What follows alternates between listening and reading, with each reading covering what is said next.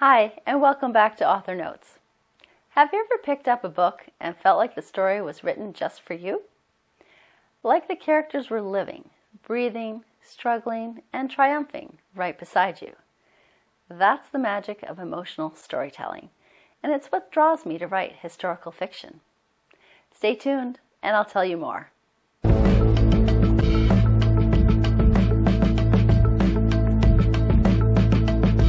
Before we dive in, don't forget to hit subscribe, and you'll be notified each week when I release new videos covering topics that shape a story idea into a novel readers will enjoy. I've always been fascinated by how ordinary women, through resilience, love, and the trials of life, can carry a story so profoundly. When I write, I'm not just crafting a plot or setting, I'm building lives.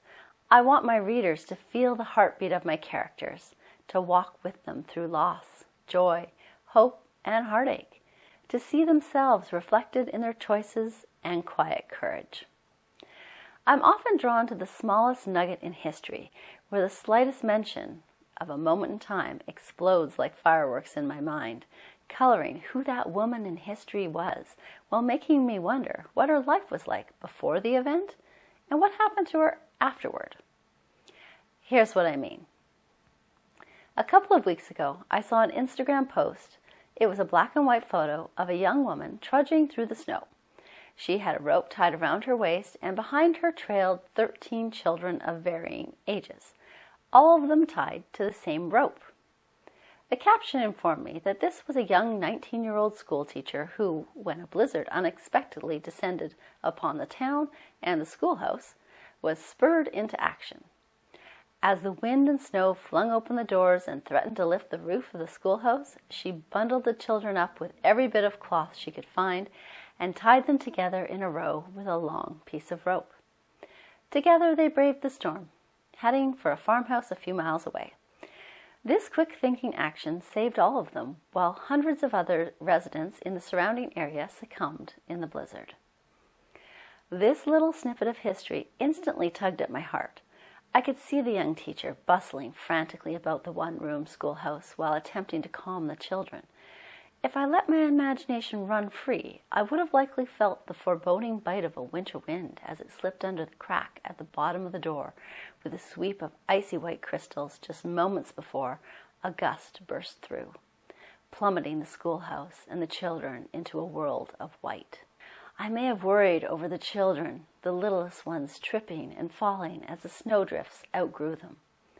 I could imagine the older children squinting into the tunnel of snow, its flakes cutting like razor blades against their cheeks.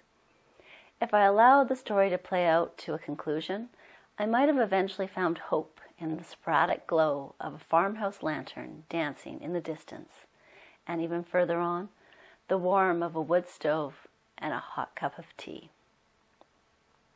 Can you see it too? Or rather, did you feel it? That is the emotion in historical fiction. It's what puts us as readers into the fray, into the minds of the characters, and in the end, into the storm too. Historical fiction offers readers a layered emotional journey. Some stories are so deeply emotional that they can be hard to read. Heart-wrenching moments, raw grief, and moments of real danger.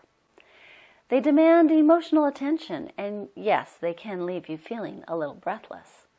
But in the end, they are so worth it, because they also leave us with a sense of hope, resilience, and the quiet reminder that life goes on and people endure. It's important to note that not all historical fiction novels come with the same level of emotion. There are many novels, while still deeply emotional, that are gentler. They invite reflection and connection without gut-wrenching intensity. These stories can make you smile through tears or linger on a quiet moment of courage or love. Both types of stories are meaningful. They just resonate differently depending on what your heart can handle on any given day. I have personally written on both the gut-wrenching and the gentler side of historical fiction. To learn which of my novels fall in either camp, head over to my blog post titled From Gentle Heartstrings to Emotional Depths, Ranking My Novels by Emotional Impact at TanyaEWilliams.com. I recently enjoyed a conversation in an author group about the resonance of emotion in historical fiction. It was mentioned that history doesn't always provide a happy ending, but when it comes to historical fiction, the hope, resilience, and perseverance shines through as a character overcomes challenges. It doesn't necessarily mean that the world has changed for the better, but it does give us, as readers, a glimpse into how we too might find hope, resilience, and our own kind of perseverance. Canadian novelist Guy van der Haag sums it up nicely. He said, "History tells us what people do. Historical fiction helps us imagine how they felt." When I create my characters, I think about these emotional layers. What will challenge them most? What quiet victories will matter the most to the reader? How will their growth ripple through their families, their communities, and even across generations? For example, in All That Was, Emily's journey isn't about grand heroics. It's about small, meaningful choices that carry emotional weight. Her story entwines with Elizabeth Thomas from the past, and together they create a rich tapestry of loss, love, and resilience. I want my readers to leave feeling both moved and understood. And if you're wondering, All That Was falls into both the gut-wrenching and the gentle side of historical fiction. The gut-wrenching side due to the very big topic of wading through grief, and the gentler side because there is humor, a character who is the life of the party, and some subtle musings from a very wise man. So, how can you tell the difference between a story that's deeply emotional and one that's intensely gut-wrenching? It's often about the stakes, the challenges, and how the emotion is delivered. Some stories linger like a slow ache. They require you to pause and breathe. Others lift you gently, wrapping you in empathy and warmth, letting you feel deeply without being overwhelmed. Both experiences are beautiful, and both stay with you.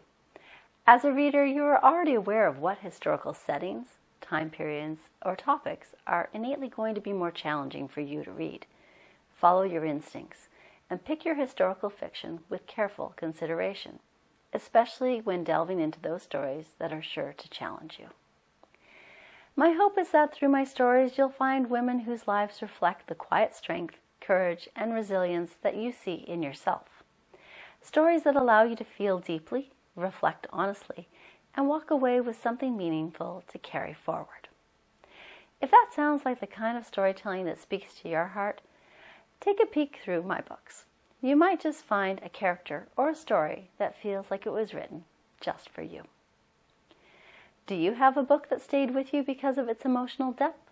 Let me know in the comments. And don't forget to give this video a thumbs up and hit subscribe so you won't miss an episode.